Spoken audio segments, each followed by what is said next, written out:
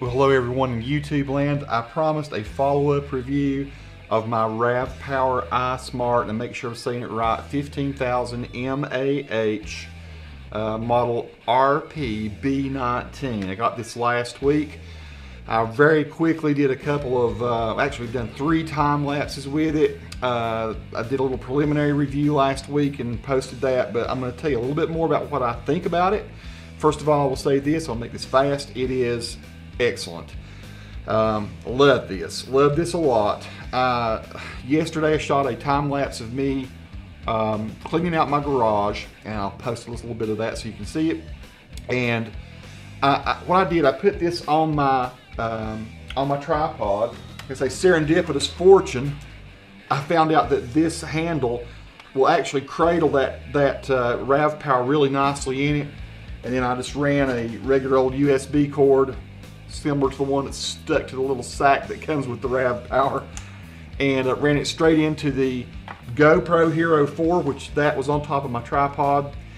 And this is the thing that was really cool about yesterday, is I shot about a 5.5 hour time lapse. I don't know how many thousands of pictures that was. I should go back and check them. I shot one every 5 seconds. The GoPro Hero 4 was almost dead. I mean, it was like I had almost already depleted all the battery power from a shoot when I'd done a 4K shoot. So the GoPro Hero 4 was totally dead.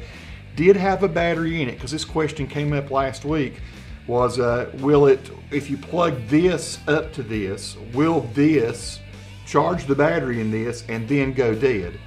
What happened, I was simultaneously shooting the thousands of pictures that went into my time lapse while it was connected to this, and I went out of the 2.4 slot here. You got a 2.1 and a 2.4, but that's what I used.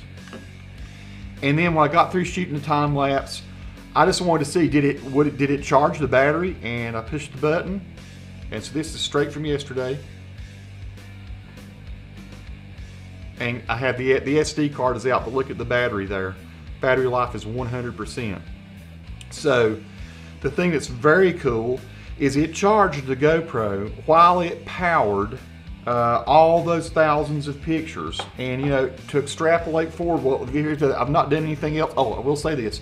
I have charged 2 other devices since I did my time lapse. Let's see how many bars we have here. Okay, so I have depleted it in half by now. I charged a Google Nexus 7, and I charged my cell phone. So after charging this, after charging a cell phone, after charging a Nexus 7, and after powering, you know, let me look it up right quick. I want to be able to tell you intelligently how many photos I did here. Hang on. Okay, 3,296 photos. 3,296, almost 3,300 photos was what was in that time lapse of me cleaning my garage. After all that, it still has 2 bars. So I just gotta say, I don't know how long this thing would go. I imagine you could probably do a 20-hour time lapse, quite possibly. You know what the only downside I found about this is? You know, first of all, some people might criticize it when they pick it up. It's a bit heavy. I think I read it was 13 ounces, something like that. So it's not real lightweight. But the only problem I've had is they do recommend you don't recharge until you're down to 1 bar. So the problem is, if you want to take it out fully charged, you have to deplete it down to a point where you can recharge it again, right? So the only aggravation you run into is, well, let's say you know, you've got to find things to charge, right? So that you can deplete the battery in here down enough so that you can recharge and go out with a full charge. So that's the only, that sounds crazy to even admit that, but that's the only downside I've got, is that it's too hard to deplete it to recharge it at its recommended rate again. And I never have understood exactly. I think there's some sort of battery electronic imprint or something, or some sort of, you can, in other words, train your battery. That's what I've heard. So if you start charging it up when it's half full or when it's 3/4 full, you actually start damaging the battery, the cells or something there, or training them to not charge as well. So it's very plain in their little instructions here that you're supposed to wait until the battery is down to 25% or less power before you recharge. We recommend charging the power bank when the battery level is lower than 25%. The power bank can be charged by a wall charger with USB output, computer USB port, or USB car charger.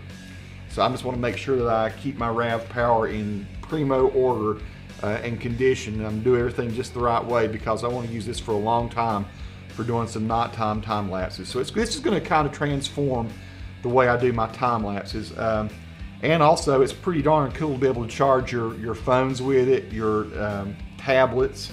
That's the only thing I've done so far. A Nexus 7, a Kindle, iPhone, and my Samsung Galaxy S4, and then of course the GoPros. And that's really all I need. So thanks everyone for watching. I hope that's been helpful. This is a great product. 40 bucks I think through Amazon. That's pretty awesome. It's not even that expensive. And yeah, it's a bit hefty. It will fit in your front pocket like that. If you're going to go on a hike and you want to put a GoPro on your head or something, you could run a little quick wire up to your hat, then you put your GoPro on the bill of your cap. I might actually do a hike or something, and you barely even know that that's there. So there you go, folks. Peace to all who watch. Subscribe if you like.